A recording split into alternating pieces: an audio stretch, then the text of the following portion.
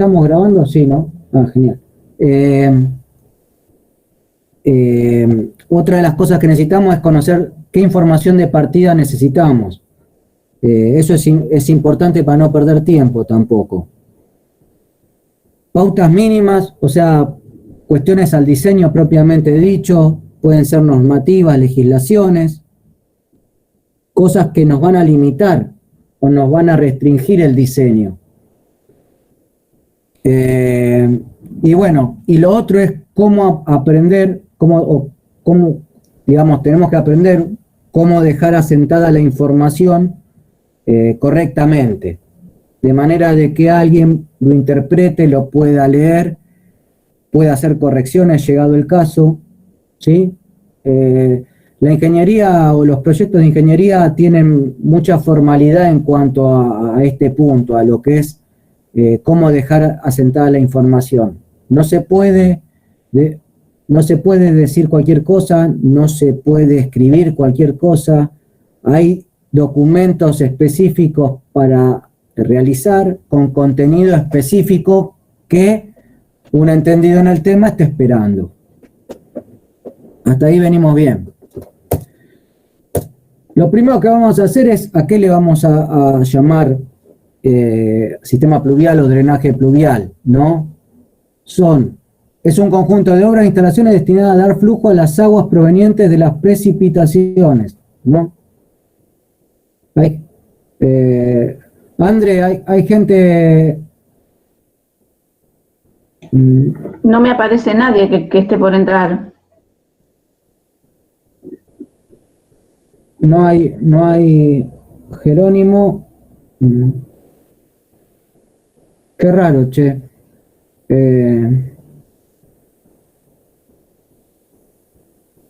Porque en realidad la presentación...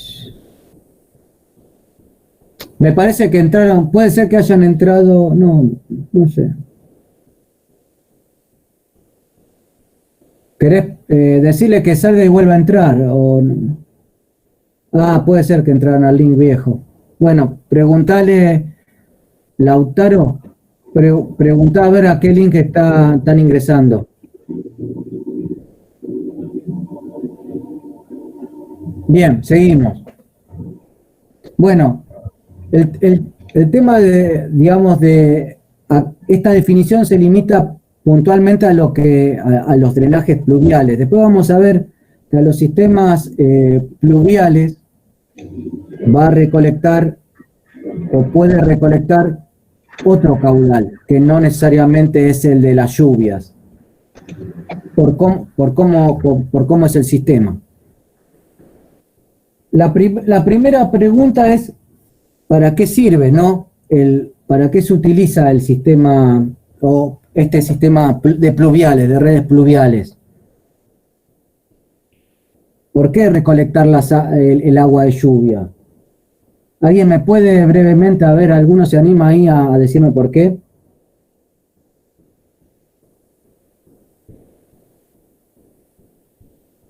Chicos. ¿Se puede producir una inundación? Repetime, dale. ¿Se podría llegar a producir una inundación, por ejemplo? Sí, por el tema de inundaciones es uno de los temas. Los que vivimos en La Plata, bueno, y en la provincia de Buenos Aires en general, lo vemos, en el norte también se ve bastante seguido. ¿Y otra cosa más? ¿Se les ocurre? ¿Su posterior uso? También, eso puede ser también para el reuso, eso es importante también. Para que los techos no soporten cargas excesivas. Los techos. Sí, si estamos hablando de superficies cubiertas, sí, no. ¿Qué más? Hay algo más que está asociado a lo que es todo lo que es aguas cuando no son recolectadas correctamente. ¿Qué se imaginan? Puede ser por el simple hecho de limpieza y de organización. Es decir, uno puede tener No puedes tener una planta que esté llena de agua y estén las máquinas tratando de operar. ¿Por seguridad? Exacto. Sí, sí, ponele, por una cuestión de seguridad. Es buena esa también, pero no. Es más que tiene que ver con si el agua no la recolecto, entonces ¿dónde queda? En el lugar, que es donde produce las inundaciones y demás. Pero puede ser que no haya inundaciones. ¿Y qué se generan? Más ahora en verano. Bichos, puede ser. Bichos, sí. Contaminación. ¿Cómo? Contaminación. ¿En qué sentido contaminación? Esa es respuesta parcial. Dice, pero no dice nada. Evitar el estancamiento. ¿Por qué? Foco de infección, dice acá. Bien, Stephanie. Tiene que ver con eso. A la recolección de agua de lluvia se la considera como una medicina preventiva. O sea, yo tengo el dengue, bien, claro. Entonces, uno de los aspectos de por qué tenemos que juntar el agua de lluvia, más allá de lo que hablamos, de evitar inundaciones, por la seguridad, por el tema del reuso, también es para evitar aguas estancadas, proliferación de mosquitos, enfermedades. ¿Sí? Entonces es importante tratar correctamente y diseñar bien este sistema. Trae muchos dolores de cabeza y sobre todo trae muchos dolores de cabeza cuando está ocurriendo la cosa. Que generalmente es como siempre, ¿no? Uno se acuerda que tiene roto el cuerito de la lucha al baño cuando se va a bañar. Después no se acuerda o se olvida. Acá es lo mismo. Uno por ahí se acuerda de que tiene que destapar las canaletas del techo cuando empieza a llover y se le empieza a entrar agua adentro de la casa. Mientras tanto, o empieza a rebalsar todo, mientras tanto uno por ahí no se acuerda o se olvida. ¿Podría utilizarse con fines ecológicos? ¿En qué sentido ecológico? Otra respuesta de parcial que dice, pero no dice nada. ¿Qué son los fines ecológicos? ¿El reuso de agua? Acá, no sé si lo leen, el resto lee lo que puso Kiara en el chat. Podría ser que sí, podría ser que no. No sé a qué te referís. Pero bueno, tiene que ver con eso. La segunda pregunta importante es, generalmente cuando hablamos de alcantarillado, lo van a ver en la bibliografía, el reuso de agua, sí, como hablaban los chicos, sí, el reuso de agua es importante y se puede hacer. Y sí, es uno de los motivos por los que se justifica hacer un buen diseño. La realidad es que no hay una bibliografía que hable del diseño de instalaciones pluviales en plantas industriales. No existe. Lo que se hace es, se utilizan métodos y teorías de otras especialidades y se aplican a la planta industrial. Generalmente lo que podemos usar son los libros de alcantarillado, de diseño de alcantarillado de ciudades, y podríamos hacer una semejanza de que una ciudad o una planta es como una ciudad chiquita.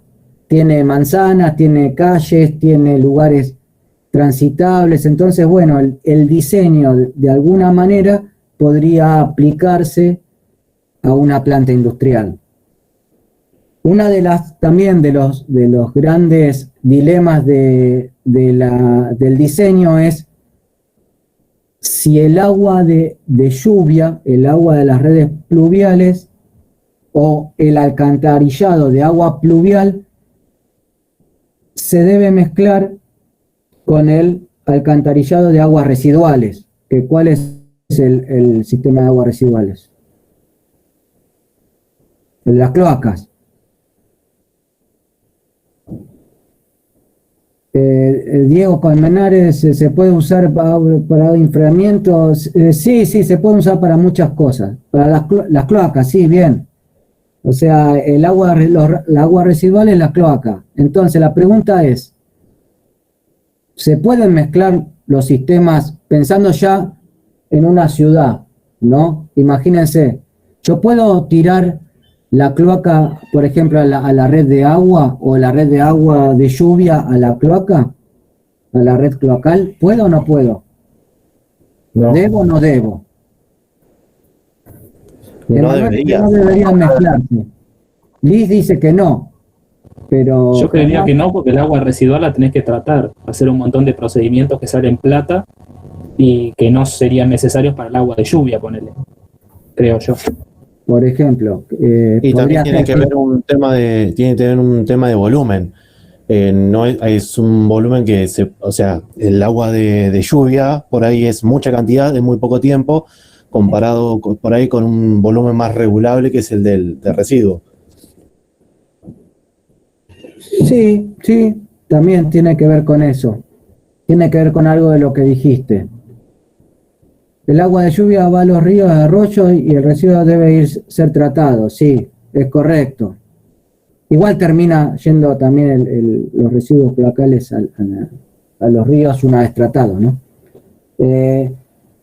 El tema pasa, yo te podría decir, bueno, pero si yo a los cloacales les pongo agua de lluvia, lo que hago es, no sé, disminuir la concentración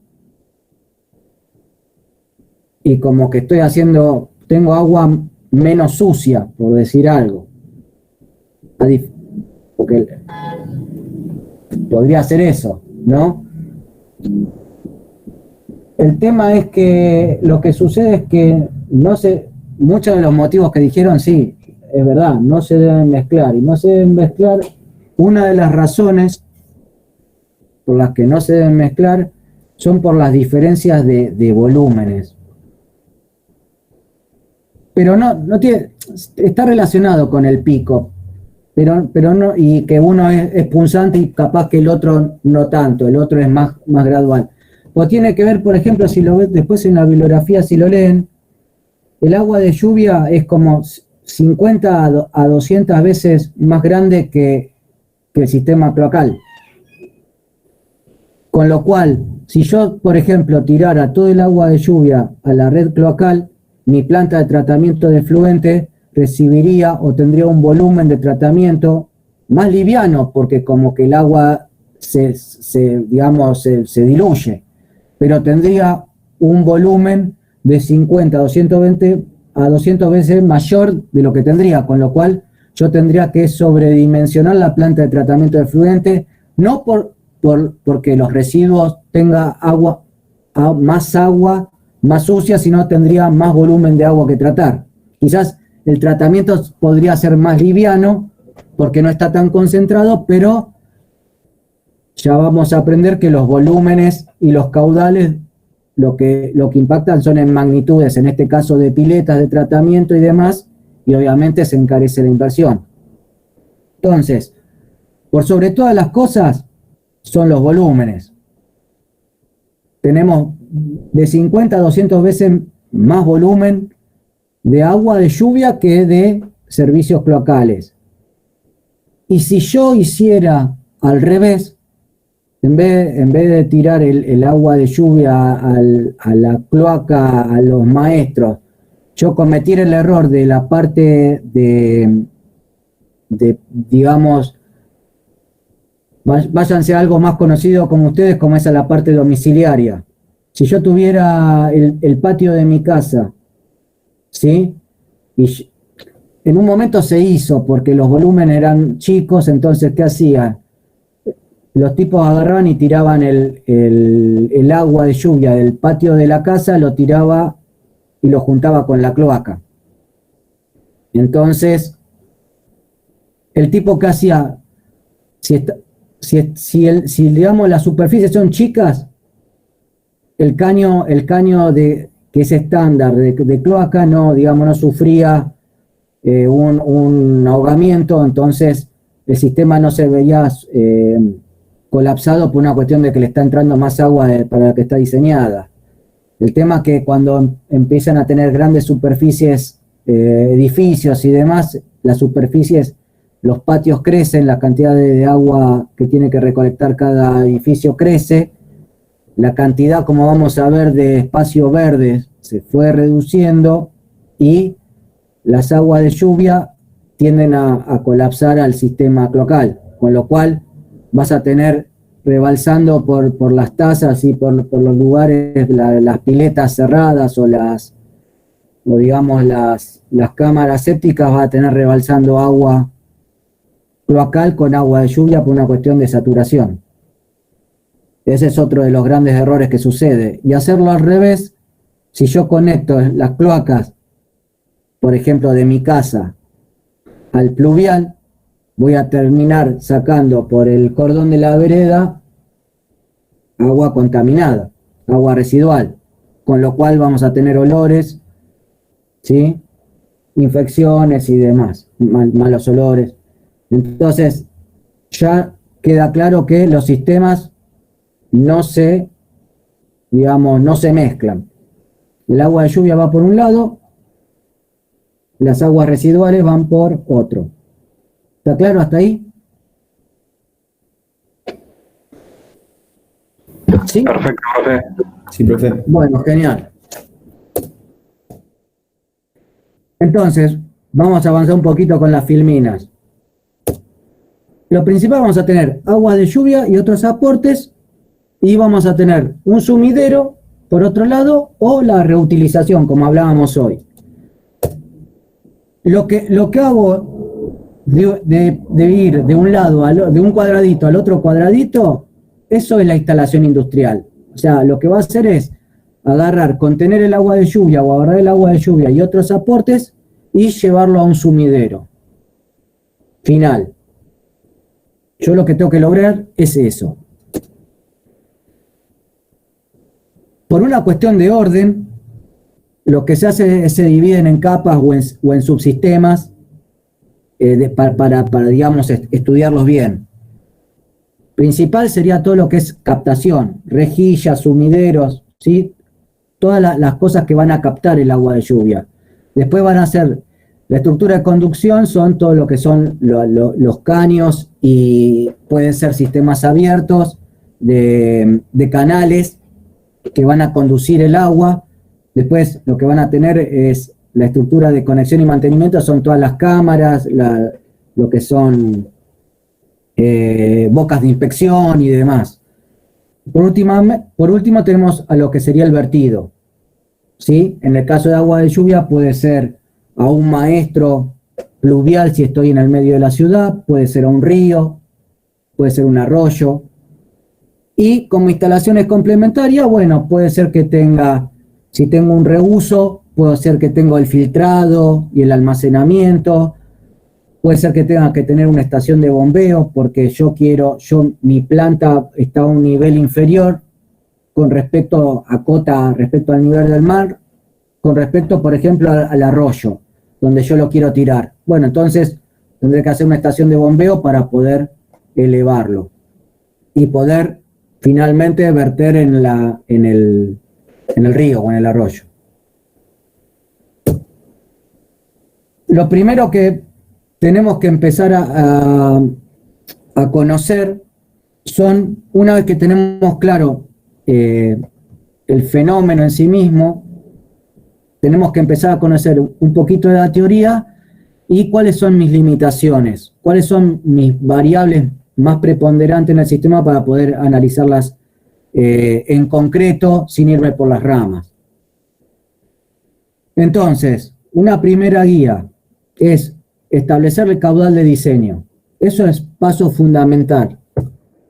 Segundo paso sería el diseño físico del sistema. Es decir, cómo voy a poner los sumideros, las cañerías, cómo voy a recoger el agua, ¿sí? Y finalmente, una vez que tengo diseñado el sistema conceptualmente, lo que voy a hacer es dimensionarlo por un lado, voy a poner diámetro, voy a poner medidas, voy a poner alturas y lo voy a verificar contra ciertos parámetros que son cotas o tolerancias.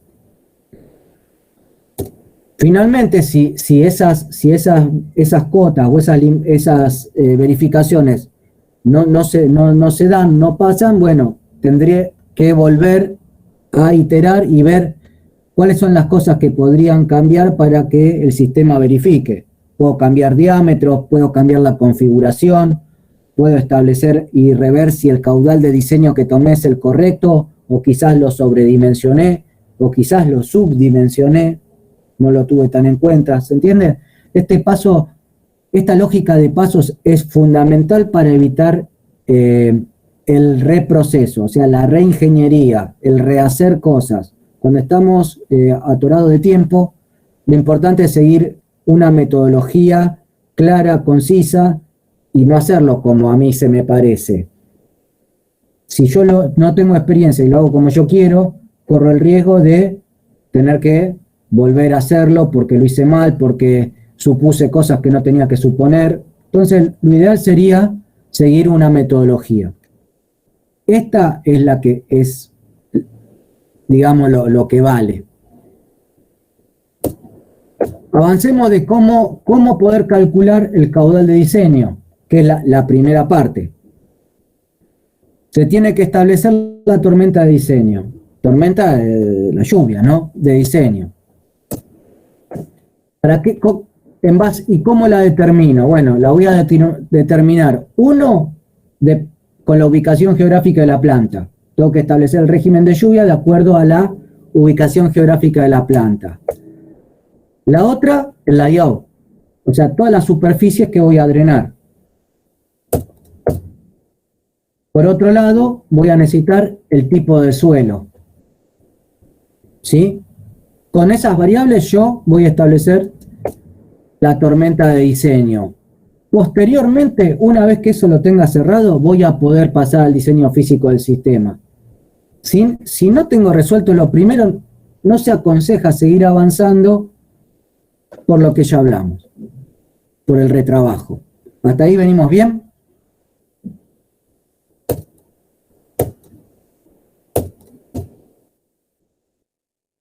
¿Cómo voy a hacer el sistema, digamos, cómo conceptualmente tengo que hablar del diseño físico? Bueno, tengo que trazar la red de alcantarillado de la planta. Voy a utilizar el layout y las pendientes como dato de partida y todo lo que son legislativas y normativas aplicables nacionales, provinciales, municipales o normativas internacionales o de entes autorizados, ¿no? Una vez que saco el alcantarillado es que puedo pasar a la etapa de dimensionamiento y verificación. Si no, otra vez. ¿Qué tengo que hacer entonces? Tengo que dimensionar los componentes, las bocas de tormenta, los caños de los conductales, los caños de transferencia, las canaletas, en el caso de que sean conducción abierta. Entonces, por un lado voy a tener la legislación y la normativa. Voy a tener velocidades admisibles o recomendadas que me van a hacer de límite. Una vez que yo verifico, por ejemplo, velocidades, calculo velocidades en base a ecuaciones empíricas o teóricas, las someto a verificación con las cotas límites y si no verifican, bueno, reveo. Puedo irme y rever el caudal o puedo rever directamente los diámetros que puse o las dimensiones que puse para el sistema, ¿no? Para todos los componentes del sistema. Digamos, si cierra con las cotas límite, entonces el sistema debería estar bien definido en base a mis suposiciones, mis hipótesis de diseño. ¿Sí? Bueno, vamos a ver cómo determinamos los caudales, que es la primera parte. Lo primero hay que entender que digamos, el caudal va a terminar siendo una función que va a depender de muchas variables, no es única, no es una función que depende de una sola variable, es bastante complicado en el sentido de que dependiendo qué quiera calcular, por ejemplo, no es lo mismo calcular lo que nosotros vamos a hacer, que es un área industrial, si yo tuviera que establecer caudales de diseño para lo que es escorrentía de superficies importantes de miles de hectáreas, miles de hectáreas. Entonces, a medida que la superficie y las áreas se complican, bueno, hay metodologías más complicadas, ya después hay ecuaciones y modelos computacionales como para poder calcularlo. Lo nuestro va a ser más simple y se va a hacer con un método muy habitual, que es bastante sencillo y que es muy aplicado, entonces lo van a encontrar en varios lados. Bueno, de las variables, lo que dice acá, dimensiones de área a drenar, eso es fundamental, lo sacamos del layout. La forma del área, o sea, si tiene desniveles, no tiene desniveles.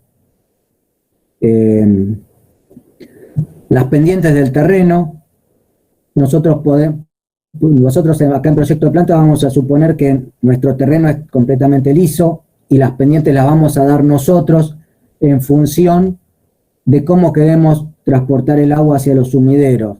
La realidad es que en la realidad no pasa así. Si yo compro un terreno, tiene los desniveles que tiene.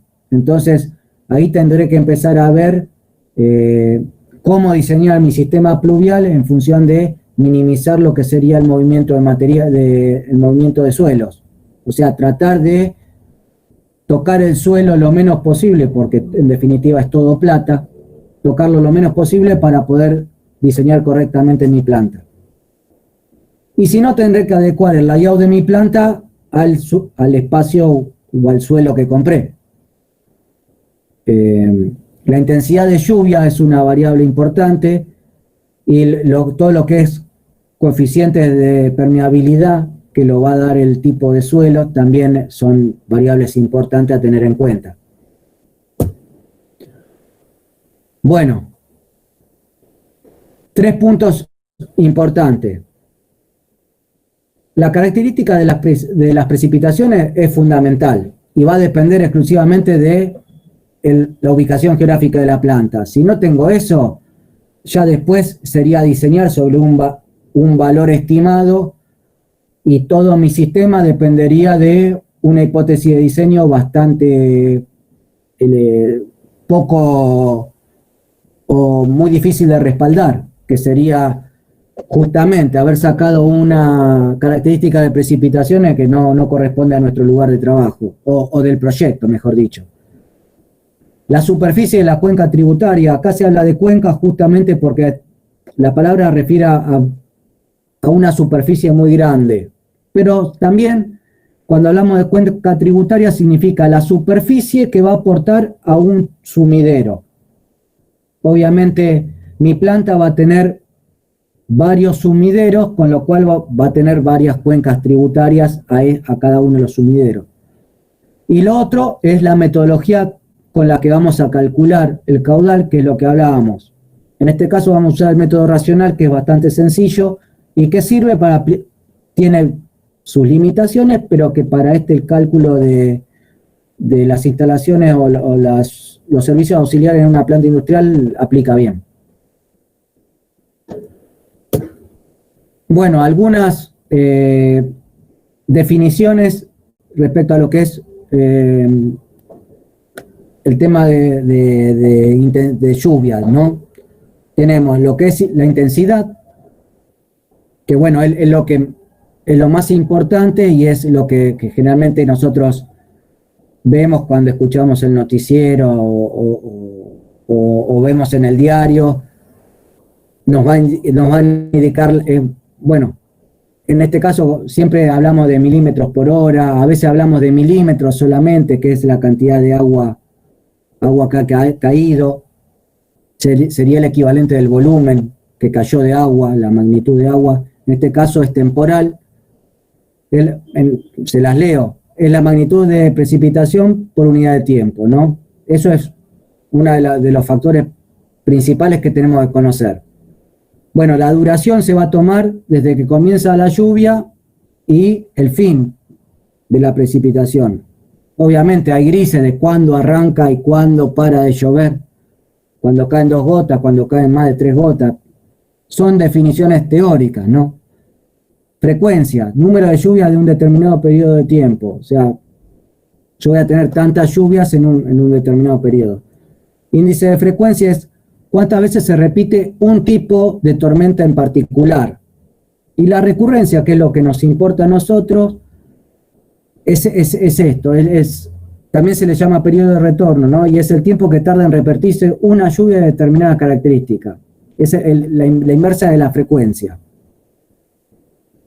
Creo que se los dije mal al comienzo. O sea, el índice de frecuencia es el número de repeticiones y el otro es el 1 sobre el índice, es el tiempo que tarda en repetirse.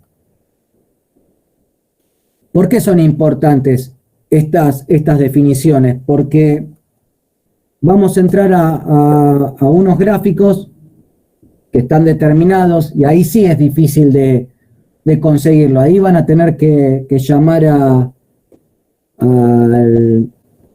distintos entes, puede ser el INTA, para conseguir esta información.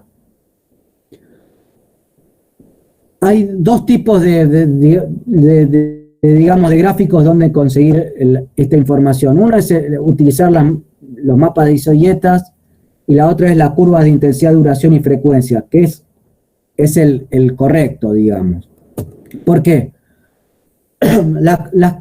Los mapas estos de isoyeta lo que va a marcar son, si se fijan, dice precipitación está en milímetros. Nosotros queríamos la intensidad, que está en milímetros por hora.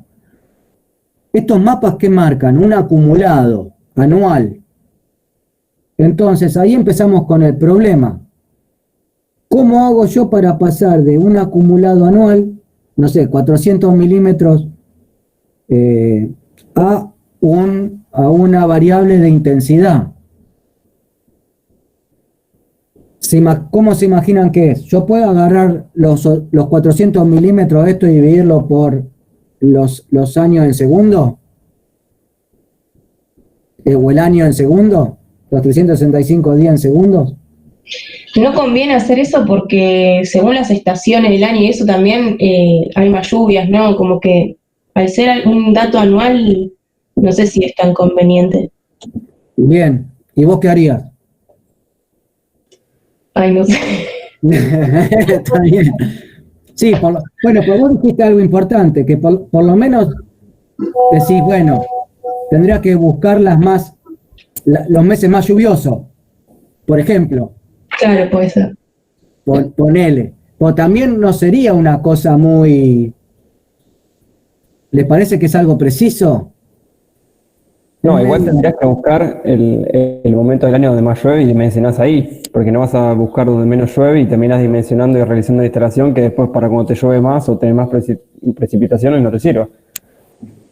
Sí, correcto, tiene que ver algo con eso. Igual también sería medio... No sería mejor que hacer el promedio lineal común, pero tendría sus errores también. La posta, la que utilizan acá los que saben, son estos gráficos. Existen, hay que conseguirlos nomás. Una recomendación. La Argentina no tiene uno por cada ciudad, con lo cual yo tengo que ver dónde está localizada mi planta y ver cuál es, al menos la estación, por ejemplo, una que se me ocurre, la estación meteorológica más cercana. Esos van a tener datos. Puede estar a 50 kilómetros, puede estar a 40, puede estar a 100, pero digamos, son datos reales. Si yo estoy en un pueblito, no voy a encontrar la curva IDF de ese pueblito. Acá en la curva, fíjense, las curvas ¿cómo son? Tienen por un lado la intensidad, que es lo que estoy buscando. Por otro lado tienen la duración de la lluvia. Y ahí ya empezamos con los problemas. Y por otro lado tiene el periodo de retorno. Cada curva es un periodo de retorno. ¿Se acuerdan que el periodo de retorno es cuánto tardaba en repetirse una determinada clase de tormenta? Está en años. Lo clásico para la gente que sabe es tomar que la duración de las tormentas va entre 10 y 30 minutos. Y un periodo más o menos razonable para diseñar son 50 años. Ahí estaríamos dentro fíjense, de más o menos de la mitad de las curvas. Cuanto más atrás me voy en el tiempo, porque el periodo de retorno lo que hace es evaluar más hacia la historia. ¿Qué hago? ¿Estoy haciendo qué con el sistema?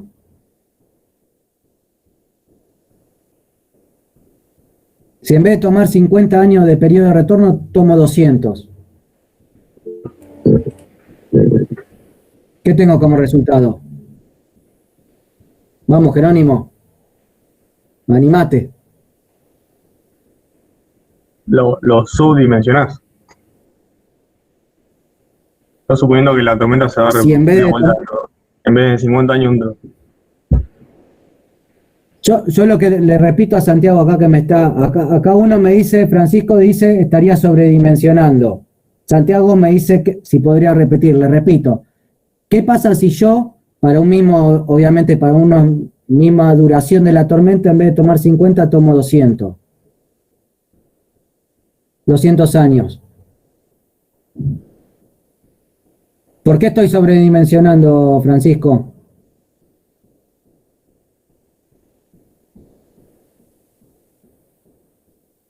O no sé quién habló, Jerónimo, ¿vos hablaste? Porque la intensidad que sacás es mayor, sí, tal cual. La intensidad que sacás es mayor. Fíjense que a medida que me voy en el tiempo, la intensidad crece para un mismo tiempo. Con lo cual, estoy haciendo que el sistema lo estoy haciendo cada vez más grande. ¿Se justifica o no se justifica? Bueno, eso habla de nuestro criterio como diseñador. Yo les paso acá algunas que encontré en la bibliografía. Tómenlas con pinzas, o sea, la bibliografía obviamente es mandatoria con lo que yo puedo saber. Yo no soy un especialista en esto. Acá me dicen zona céntrica de 1 a 3 años. Radios adyacentes a lo que sería una zona céntrica de 3 a 5 años. O sea, estoy acá abajo. Y los suburbios, ya donde por ahí hay más campos y qué sé yo podría tomar de 10 a 15 años. Esos son periodos de retorno más o menos de cálculo en función de lo que sería población.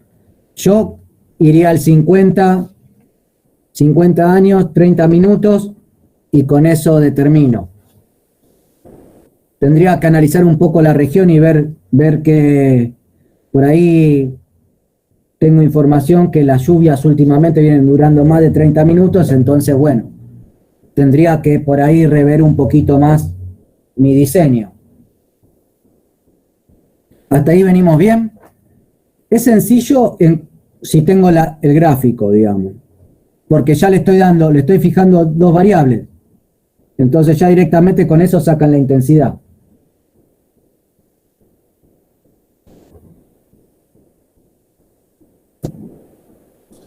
¿Te puedo hacer una pregunta? Sí. Si hace 50 años, digamos, lo que decías antes, que los espacios verdes disminuyen, ¿eso afecta a la viabilidad de la tabla? Y las curvas estas surgen de eso, con lo cual 50 años, hace 10 años no es el mismo 50 años de ahora, con lo cual las curvas IDF se van actualizando cada tanto periodo de tiempo, se van actualizando, porque justamente es lo que decís vos, esas curvas salen de un método matemático que lo que hace es tomar las estadísticas de lluvia. Entonces, claro, si yo agarro una curva IDF de hace 50 años, no es la misma curva IDF de ese mismo lugar hoy. ¿Bien? Sí, gracias. Bueno, eso con respecto a las precipitaciones. Es sencillo. Lo que hay que tener en cuenta siempre que Las precipitaciones fuertes, digamos, intensas, generalmente duran menos tiempos y por ahí las que no son de tanta intensidad tienden a durar más tiempo que, digamos, por ahí ustedes ven y está lloviendo toda la mañana, pero en una intensidad muy baja. Distinto es a veces esas lluvias casi tropicales que llueve 15 minutos y se cayó el cielo. Bueno, a eso me refería en cuanto generalmente todas las lluvias tienden a cumplir esa misma ley.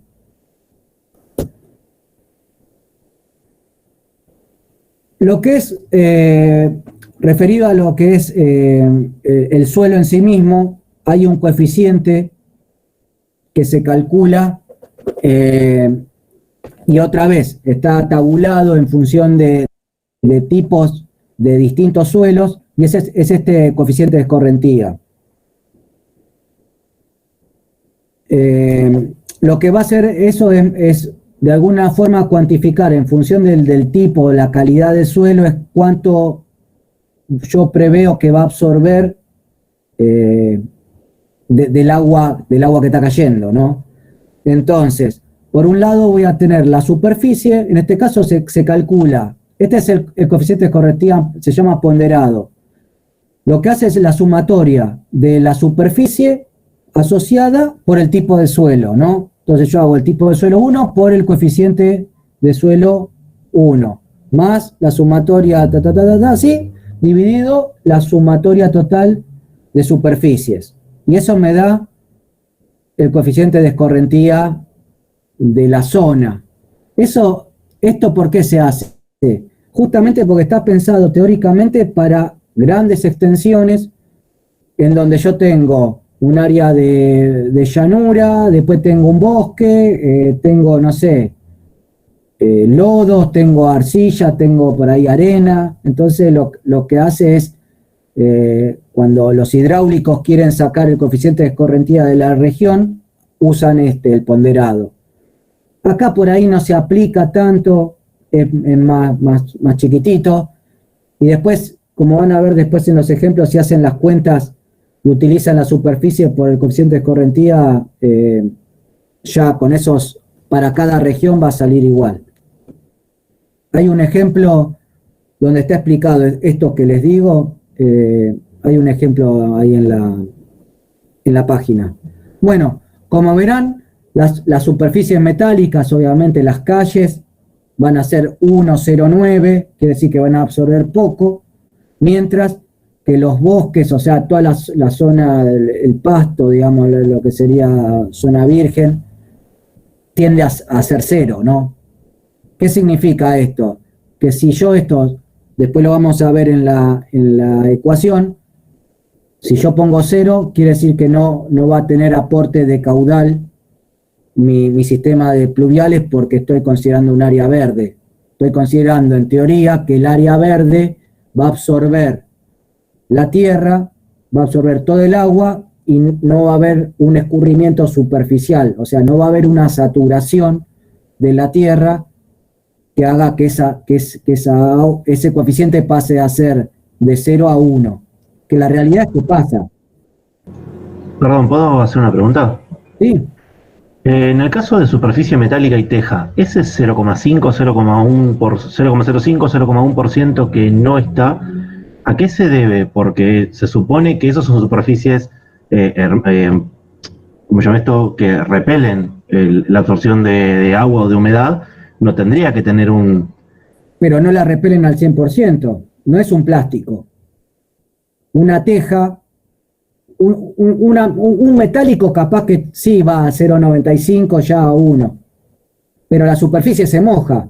Si yo tiro 2 gotas, la gota no escurre. ¿Se entiende? La chapa ok, sí. Entonces yo puede estar cayendo agua y no escurriendo. En un plástico lo más probable es que se forme la gota y escurra. Mientras que en una teja, en una chapa, se moja la chapa. Ah, perfecto. Ahora sí se entiende. Bien. Ahora vimos lo que es la cuenca, ¿no? O sea, el tipo de terreno. Después, ahora vamos a pasar a lo que es la metodología. Justamente, el método racional lo que va a hacer es englobar todo esto que vimos ahora, que no, pareciera que no tuviera ningún sentido. Ahora en la ecuación se va a ver clarito. ¿Qué dice el método racional? Se utiliza para cuencas chicas, lluvia uniforme, o sea, yo estoy considerando que cae agua uniformemente, la filtración del suelo se mantiene constante y el coeficiente de escorrentía no varía. O sea, es lo que hablaba. Yo voy a suponer que el suelo verde siempre va a absorber agua. No hay una saturación del suelo, cosa que ustedes saben que no pasa.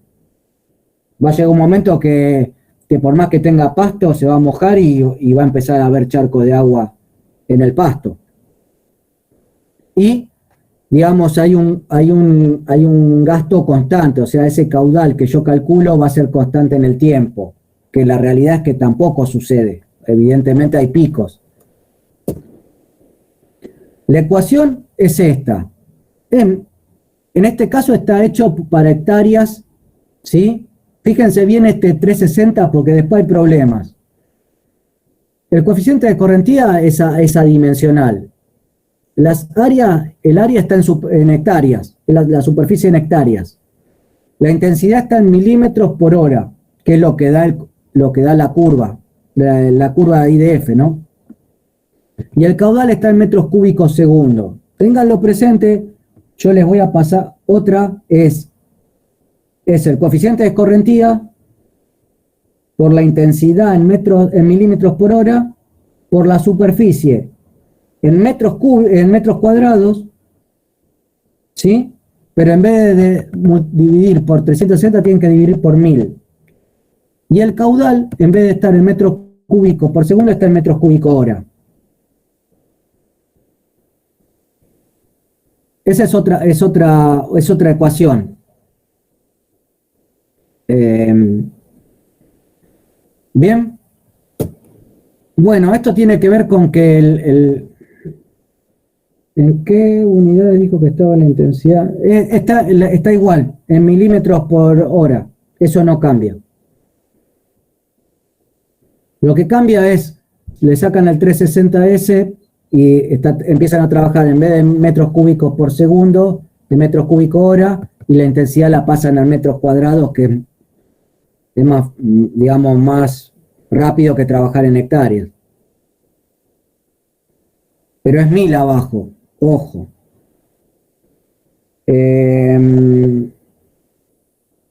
Bueno, acá lo que está marcando este gráfico es más o menos cómo es el tipo del método racional, en que vos vas a tener un pico y ese pico va a ser el caudal que vos estás calculando, pero en realidad tiene varias formas dependiendo a algo que se llama tiempo de concentración, que no vale la pena ahora complicarlos a ustedes con eso. Ya con lo que vimos, con esa ecuación van a calcular los caudales. Hasta acá vamos a frenarnos hoy en cuanto a teoría. Vamos a ver algunas cositas más referido a lo que es caudal. Yo les dije, me voy a ir al comienzo de todo.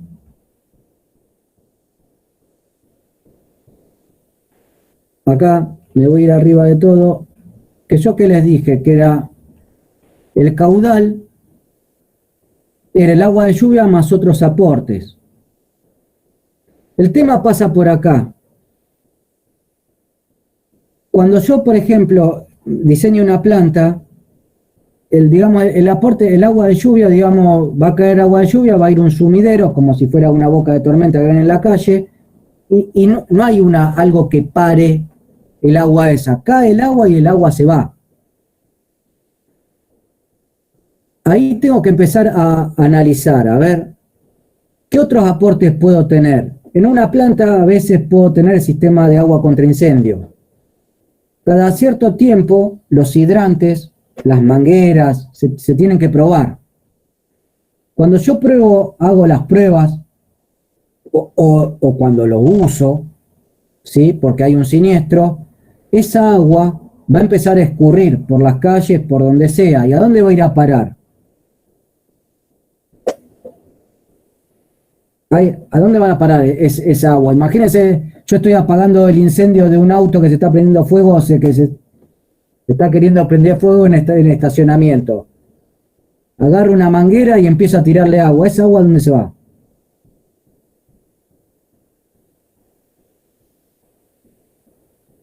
¿Alguien? Se queda ahí en el estacionamiento, digamos. Bueno, sí, no. Si está bien diseñado, no debería. Al sumidero, dice Tatiana acá. Sí, correcto, va al sumidero. Ese agua vos va a escurrir con la calle como si fuera agua de lluvia. Y va a ir a parar a un sumidero de agua de lluvia. Entonces ahí empezamos.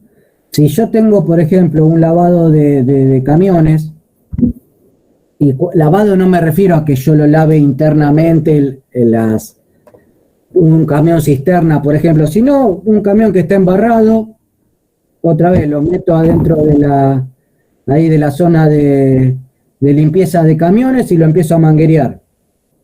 ¿El agua esa dónde va? Y alguien puede decir, bueno, puede ir a la planta de tratamiento de efluente de la planta. Ponele, si tiene. Si no, ¿esa agua qué es? Es agua industrial con barro. El barro, generalmente la canaleta queda ahí en el fondo y el agua escurre. ¿Y a dónde va el agua esa? Y generalmente va por la calidad del agua. Yo no la voy a meter en una planta de tratamiento. ¿Dónde va? Al sistema de agua pluvial. Entonces, como eso puedo tener algún otro aporte de agua que tenga. Generalmente son esos, los de limpieza, cuando la limpieza no es de proceso, ¿sí? Si no es una limpieza de camiones, limpieza, algo donde tengo solamente barro, no sé. Y si no, lo que sería el agua digamos, de lo que es incendio. En algunas plantas, esos caudales de agua que también son puntuales, a veces son tan significativos que hace o vale la pena ponerlos como aporte de agua al sistema pluvial. Entonces yo ya no estaría diseñando mi sistema pluvial solamente por la lluvia, sino considerando escenarios donde pueda tener, por ejemplo, no sé, una limpieza de algo o, no sé, la parte de incendio. A ver si les puedo... Ahí lo ven a este cosito de dibujos. Lo voy a empezar a usar. A ver si puedo. ¿Lo ven a esto? No, acá. A ver. Sí, ahí se ve. Sí, se ve perfecto. Listo, Sí, está genial. A ver, quiero a ver si puedo hacer otro. Bueno, uso este mismo.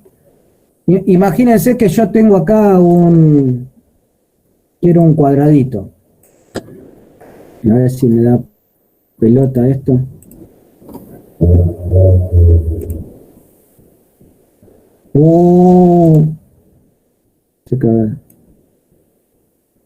Yo tengo, por ejemplo, un recinto con un tanque.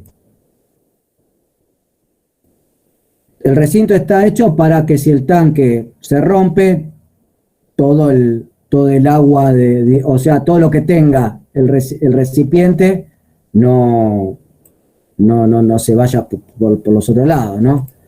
Entonces, ¿qué es lo que sucede? Generalmente no, el recinto es cerrado, con lo cual, si el agua de lluvia cae, se va a quedar acá. Con lo cual, ¿yo qué voy a tener que poner? Una cámara. Voy a tener que poner una cámara. Y esta cámara va a tener que tener algo.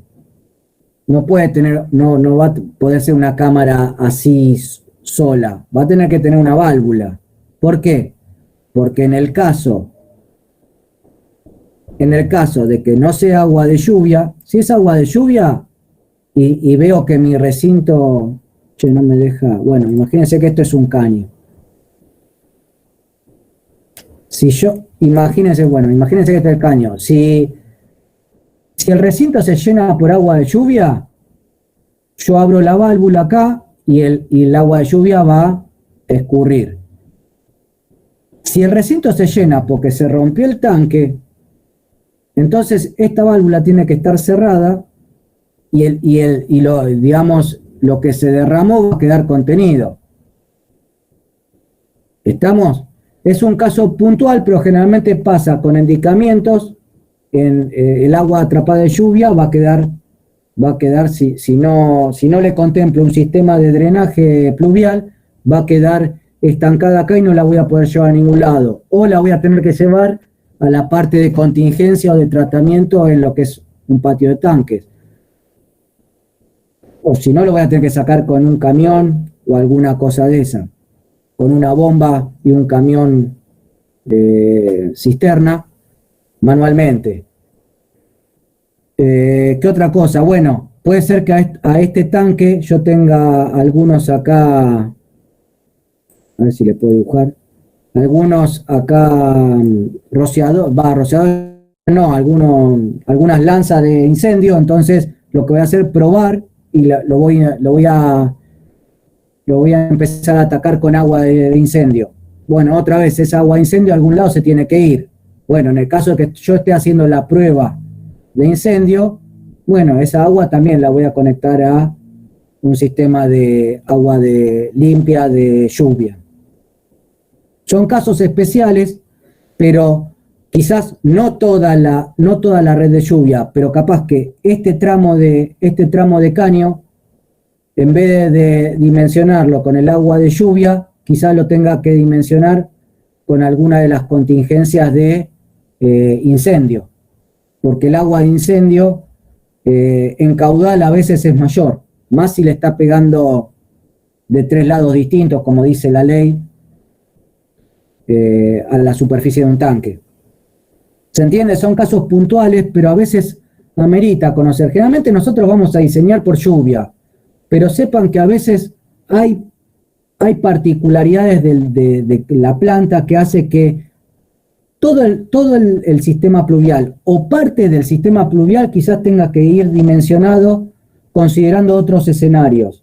Obviamente, si yo estoy lavando el camión y tengo el agua de lluvia y yo pongo el escenario de que voy a tener, ahí va a tener el caudal, en ese punto del diseño, voy a tener que sumar el agua del caudal de limpieza del tanque, más el de lluvia, y bueno, cuando está lloviendo, bueno, limpias un camión. Dije de tanque, un camión. No, realmente nadie lava el auto cuando va a llover. Entonces, ahí ese escenario sería sobredimensionar un poquito el sistema, con lo cual no corresponde. Otra vez, cuando yo diseño tengo que plantear escenarios que, digamos, sean reales, porque uno plantea escenarios para ver si tengo escenarios que son más comprometidos que otros, diseñar con eso. El tema que puedo sobredimensionar. Y todo, sepan que cualquier sobredimensionamiento es plata, en definitiva. Hasta ahí, por un lado. Otra de las cosas que tienen que considerar y que hablamos con el caudal de diseño es, y con esto trato de cerrar, vamos a analizar un poquito qué pasó en la inundación el 2 de abril del 2013. Yo tengo, a ver qué tengo acá. Bueno, lo voy a hacer una chanchada, pero ¿ven el Excel?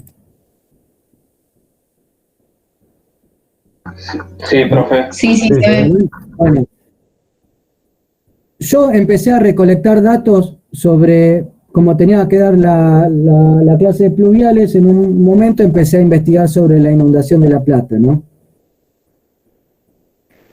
Y empecé a preguntarme algunas cosas.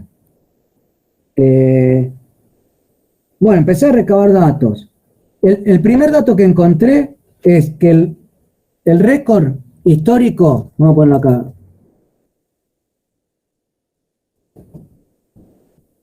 el histórico fue el 11 de marzo de 1930. Ese es el récord histórico. Llovieron 225 milímetros de las 17 horas a las 19. ¿Sí? 2 horas. Ese fue el récord histórico de la Argentina de ese momento. La media de marzo, que era lo que hablábamos del acumulado. El acumulado de marzo, que es el mes más lluvioso, 111 milímetros.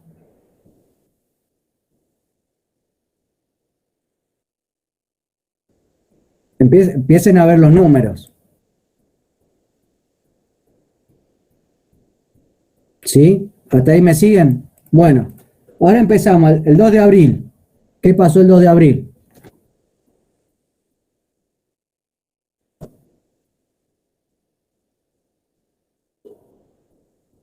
Día nefasto, por varios motivos, ¿no? Pero 2 de abril del 13. Lo primero que encontré fue que llovieron 400 milímetros, 400 milímetros en 24 horas, lo que decía uno de los diarios. Alguien, vayan haciéndome las cuentas si no se duermen. ¿Cuánto sería de intensidad? ¿Cómo saco la intensidad esta mentirosa? ¿Qué tendría que hacer? Vamos, chicos. 16,67 milímetros por hora. Genial. 16,67. Sí. ¿Qué hiciste? Los 400 dividido 24. Lo saqué para 1 hora. Genial. ¿Por qué? Porque dice que llovió en 24 horas. Listo, sacaste la intensidad. Después, indagando un poquito más, resultó que fueron 300 milímetros de esos 400. Llovieron en 6 horas.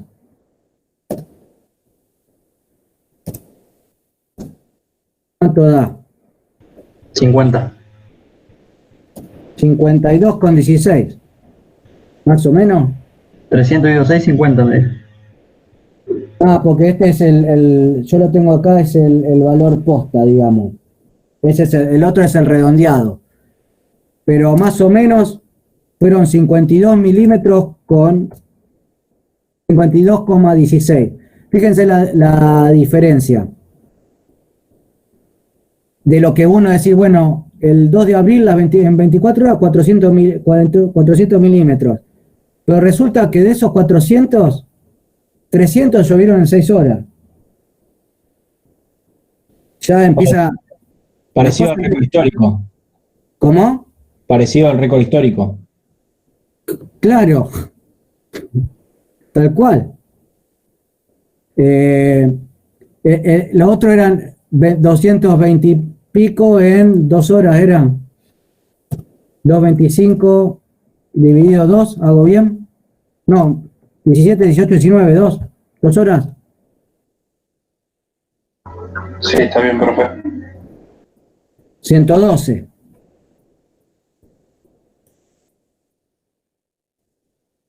Realmente cuando no tengo ningún valor de referencia, los que saben toman entre 100 y 110.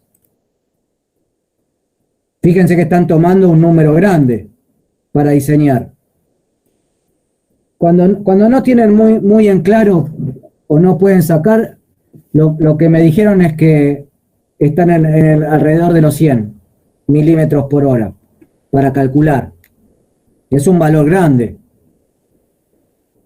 Y después empecé a sacar algunas, empecé a ver algunas cositas más.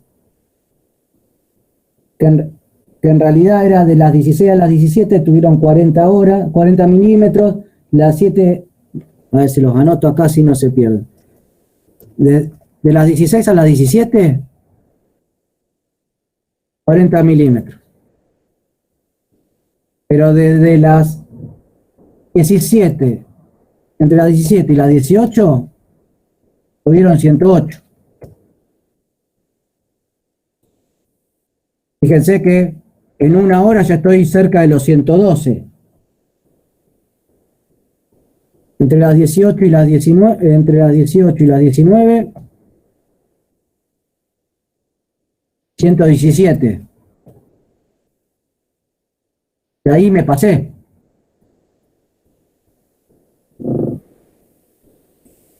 Y 42 entre las 19 y las 20.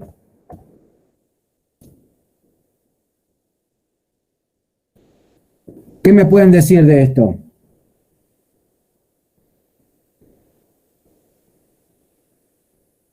¿O qué podemos aprender de esto?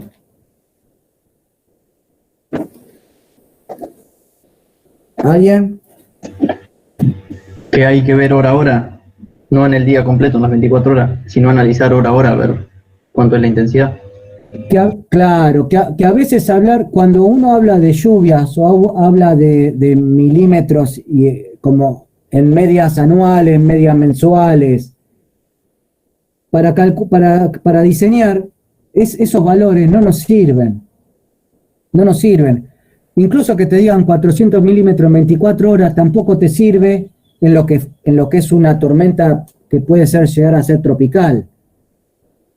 Porque como ven, las intensidades varían mucho. ¿Y qué me puede traer asociado esto? ¿Qué pasa si yo diseño para 52,16 en lugar de los 117? Y se saturan. Se inunda la planta, sí, tal cual, se inunda la planta.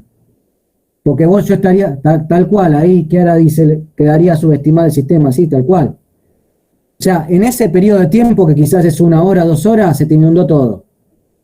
Y no podés hacer nada, no podés hacer nada. Porque cuando se inundó, se inundó. Y mientras está lloviendo no podés hacer nada, no es que podés agarrar. Tendrías que tener un sistema, generalmente los niveles, si yo tengo un sistema de pluvial y digamos lo quiero tirar a un río, el río va a subir el nivel y no voy a poder hacer nada, no voy a poder hacer nada. Entonces, diseñar con criterio es importante. Otros me podrán decir, pues si yo diseño con los 117 milímetros, lo estoy haciendo con la peor intensidad de lo que fue una situación extraordinaria en La Plata. ¿O no? ¿No es así? ¿Con qué diseñarían ustedes? Si tenés presupuesto, dimensionás con el peor escenario. Si podés hacerlo sobredimensionando lo mejor que puedas, si tenés presupuesto. ¿Y qué significa tener presupuesto? Porque una vez que ya lo diseñaste, lo hiciste todo.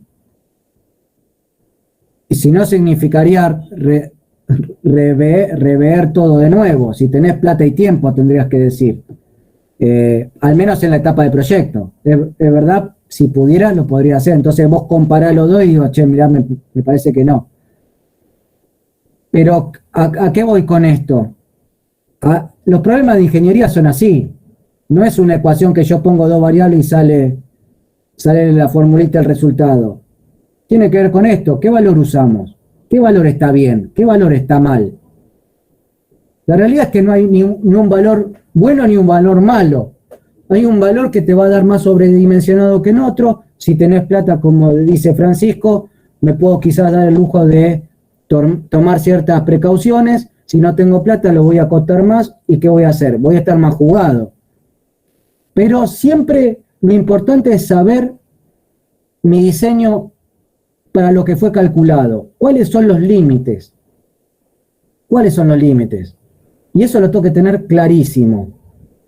Lo tengo que tener clarísimo eso.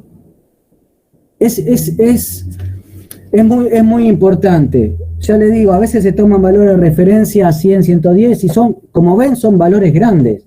Pero bueno, la catástrofe que puede ser inundar zonas de donde hay maquinarias y digamos las pérdidas que se puede tener por eso, además obviamente de las vidas humanas, ¿no? Pero descontemos eso, lo que sería pérdida por equipo, pérdida de producción o materia prima, son mucho más grandes. Entonces decís, bueno, prefiero irme un poco más arriba y tener la materia prima segura, los equipos seguros, y sé que en un periodo de tormenta voy a estar bien. La otra es hacer el mantenimiento adecuado. Pero otra de las cosas que no las dice los libros. Si se sabe para qué valor está diseñada la ciudad, no, la ciudad tiene, no sé, como 200 años. Y obviamente fue diseñada bajo un esquema. Otra de las cosas, ya que preguntaste, te voy a dar un dato más. Y este de regalo, mirá. El crecimiento poblacional antes del 2008 era de 250 habitantes por hectárea. Antes del 2008. Después del 2008, y estoy hablando del 2008, no 2020, era de 1.200 habitantes por hectárea. Así que imagínense lo que hablábamos de las superficies verdes, los espacios verdes, que eran los que contenían parte del agua de lluvia, no existen más. Entonces, parte de la saturación del sistema es porque la Plata creció en coeficientes de escorrentía cercano a 1 y decrecieron las superficies con coeficientes de escorrentía cercanos a 0. Además de que llovió y que, digamos, el clima hubo una tormenta que fue realmente impensada. Entonces, y de acá viene el segundo comentario. Cuando un ingeniero diseña, el primer esquema es si sobredimensionar mucho o poco. La segunda, en esta cuestión de cosas, de lo que es lluvias, es, si no tengo plata, bueno, yo sé que se me va a inundar algo, pero tengo que tener un plan B. Se me tienen que inundar las zonas que yo quiero que se inunden.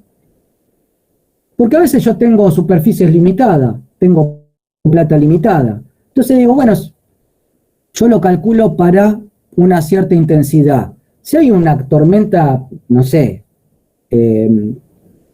una tormenta mucho más grande, y el sistema me va a colapsar, y sí, me va a colapsar. ¿Por qué? Porque no está diseñada para la peor tormenta de la vida de la Argentina. Está hecho para una tormenta promedio.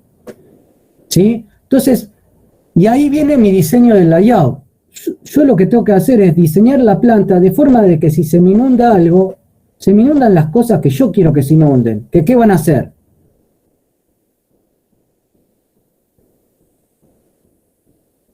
¿Qué quiero que se me inunde? Un espacio verde. Eso, exactamente, Iván, los espacios verdes. Entre que se me inunde el edificio de proceso, prefiero que se me inunde, no sé, si tengo un parque atrás, se me inunde el espacio verde, que no molesta.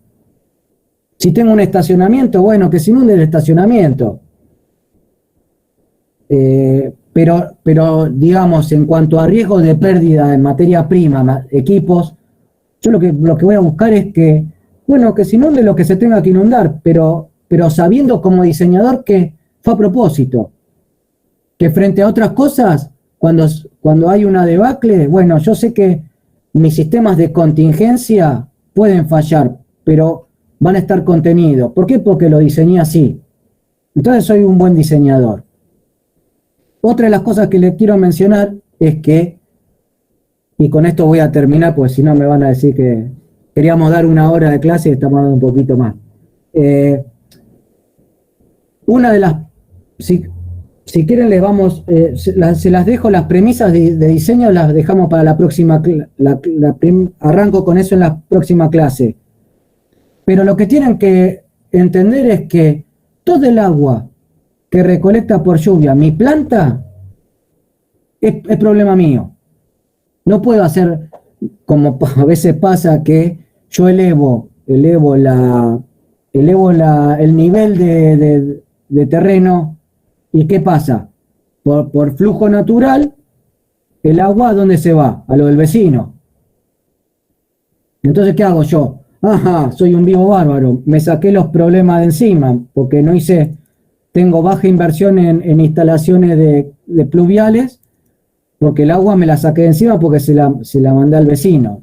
No, no es así. Porque el vecino va a tener su agua más la nuestra.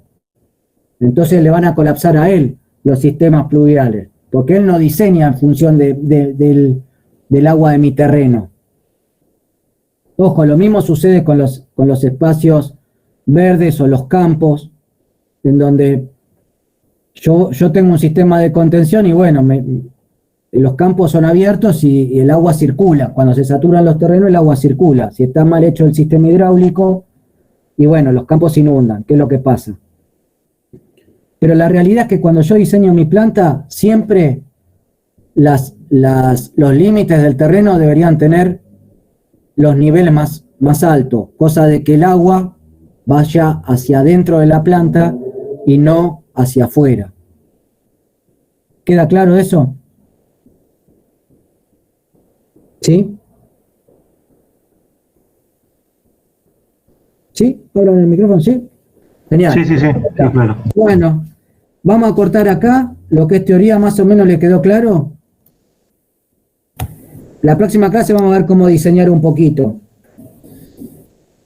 Pero más o menos le quedó cómo calcular.